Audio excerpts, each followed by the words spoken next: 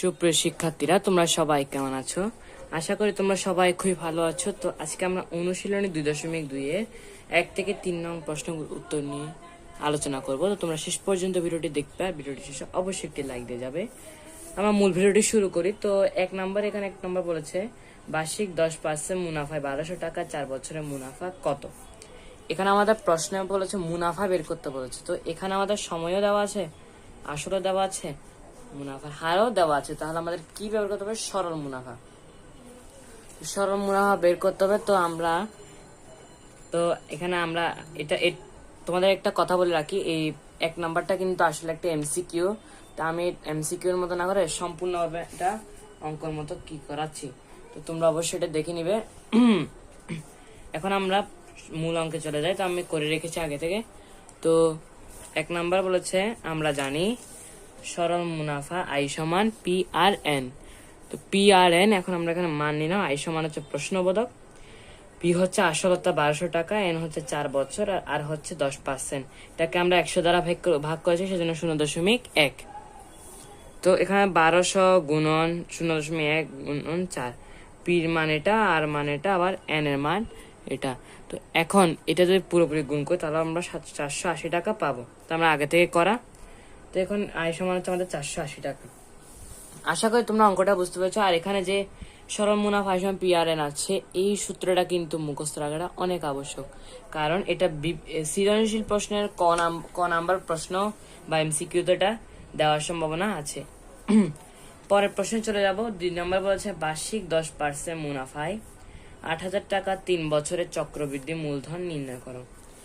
একটা জিনিস আমরা খেয়াল করি, এখানে কিন্তু আমাদের বলেছে সরল মুনাফা, কিন্তু এখানে যেটা বলেছে সেটা চক্রবৃদ্ধি মূলধন। চক্রবৃদ্ধি মূলধন। তো আমরা এখানে অঙ্কটা দেখি। তো 2 নাম্বার দেওয়া আছে পি সমান 8,000 টাকা, এন সমান 3 বছর, আর আর সমান হচ্ছে 10% সমান 0.1। এখন আমাদের যে কাজটা করতে হবে, তো এখানে আমরা জানি লিখলাম। এখন আমরা লিখব চক্রবৃদ্ধি মূলধন।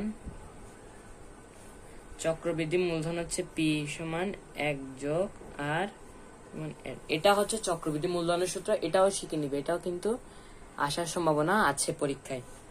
তো এখন তো আমাদের যেটা করতে হবে, পি এর জায়গায় বসাতে হবে 8,000, আর এখানে 1 যোগ, এখানে যেহেতু আমরা 10%কে 0.1 করছি, কনভার্ট করছি, তাই আমরা এখানে 0.1টাই বসিয়ে দিব। আর এন এর মান এন এর জায়গায় বসিয়ে দিব 3। এখন আমাদের মেইন কাজ কি হবে? মেইন কাজ যেটা হবে, আমরা এখন এই 1.1 যোগ 0.1টা যোগ করব। তো 8,000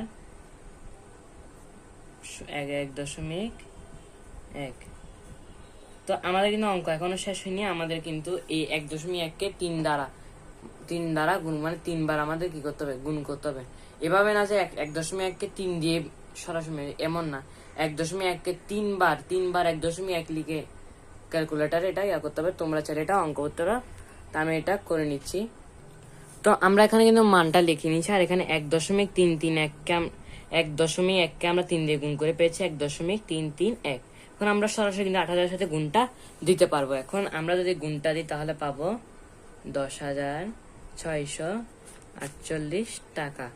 আমি কিন্তু এটা আগে থেকে ক্যালকুলেটর করে রেখেছি, তোমরা চাইলে গুণ করে দেখতে পারো। তো সুতরাং চক্রবৃদ্ধি মূলধন 10,648 টাকা। হ্যাঁ, এখন আমরা দিয়ে দিচ্ছি। তো আমরা একটু পরের অঙ্কটাতে একটু চলে যাব। তো এখানে 3 নাম্বার প্রশ্নটাতে বলেছে বার্ষিক শতকরা 10 টাকা, 10 টাকা মানে 10% মুনাফায় 5,000 টাকা 3 বছরের সরল মুনাফা ও চক্রবৃদ্ধি মুনাফা পার্থক্য কত হবে? এখানে আগের বার বলছে চক্রবৃদ্ধি মূলধন, তার আগে বলছে সরল মুনাফা। এখন যেটা বলছে সরল মুনাফা চক্রবৃদ্ধি মূলধন পার্থক্য মানে অবশ্যই আমাদের বিয়োগ হবে। তো আগে আমাদের কি করতে হবে? সরল মুনাফাটা বের করতে হবে, তারপর চক্রবৃদ্ধি মুনাফাটা বের করতে হবে। তো আমরা মানগুলো একটু লিখে নিব। তো আমরা এখানে কিন্তু মানগুলো কি করে নিয়েছি? লিখে নিয়েছি। এখন আমাদের যেটা করতে হবে, এখন আমাদের প্রথমে সরল মুনাফাটা যেটা বের করতে হবে, তাই আমরা লিখি, আমরা জানি, আমরা সংক্ষেপে লিখি আই সমান পি আর এন। ঠিক আছে, এখন আমরা সূত্রটা লিখে নিলাম। এখন সূত্র অনুযায়ী আমরা বসাবো। পি সমান হচ্ছে 5000, আর সমান হচ্ছে 0.1, আর এন সমান যেটা হবে সেটা হচ্ছে 3। তো আমরা একটু ক্যালকুলেটর একটু হিসাব করে নিব। তো আমরা এখানে যে মানটা পেলাম সেটা হচ্ছে 1500 টাকা। তো আমাদের সরল মুনাফা কিন্তু বেড়ে গেলে এখনো কিন্তু অঙ্ক শেষ নেই, আমাদের কিন্তু চক্রবৃদ্ধি মুনাফা বের করতে হবে।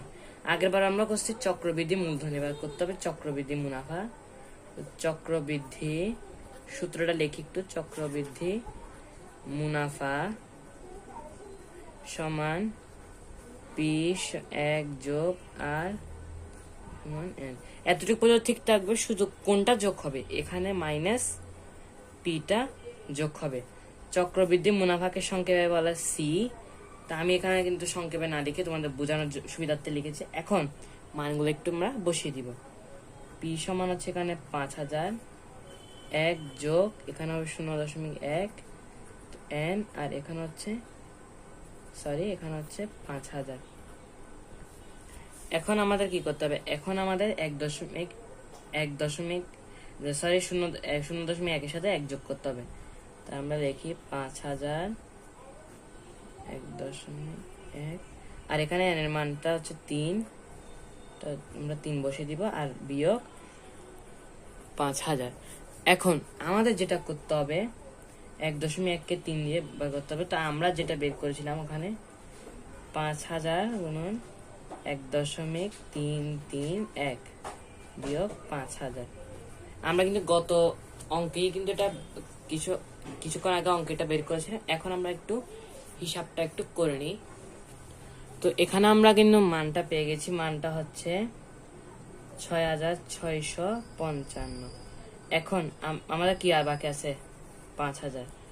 5000 যদি আমরা বিয়োগ দিই তাহলে পাবো 1655। আমি কিন্তু ক্যালকুলেটর হিসাব করে করছি, তোমরা চাইলে এটা ভিডিওটা পজ দিয়ে করতে পারো। তো এখন আমাদের যে মেইন কাজটা সেটা হচ্ছে চক্রবৃদ্ধি ও সরল মুনাফার পার্থক্য। আমরা লিখি চক্রবৃদ্ধি ও সরল মুনাফার পার্থক্য। সবসময় মনে রাখবে পার্থক্য হচ্ছে বিয়োগ, পার্থক্য মানে বিয়োগ। 1655 1500। তো আমরা এখানে কিন্তু লিখে নিলাম 1655, আর এখানে যেটা লিখে নিলাম 1500। তো বিয়োগ করলাম, এটা পাবো, এটা হচ্ছে 155 টাকা। আমি কিন্তু এটা আগে দিয়ে কিন্তু এটা লিখে রেখেছি, তোমরা চাইলে গুণ করে করতে। তো শিক্ষার্থীরা, আজকের এই ভিডিওটা এতটুকু। আশা করি তোমাদের সকলে ভালো লেগেছে। ভালো লাগলে অবশ্যই একটি লাইক দিয়ে যাও। পরে ভিডিওগুলো পেতে চাইলে চ্যানেলটাকে সাবস্ক্রাইব করে দিও। দেখা হবে তোমাদের সাথে পরবর্তী ভিডিওতে। ততক্ষণ সবাই ভালো থেকো। আর আমি কিন্তু এখন সাজেশনের ভিডিওগুলো দিচ্ছি, তোমরা অবশ্যই কিন্তু এগুলো দেখবে। তো আজকের মতো এখানেই বিদায় নিচ্ছি।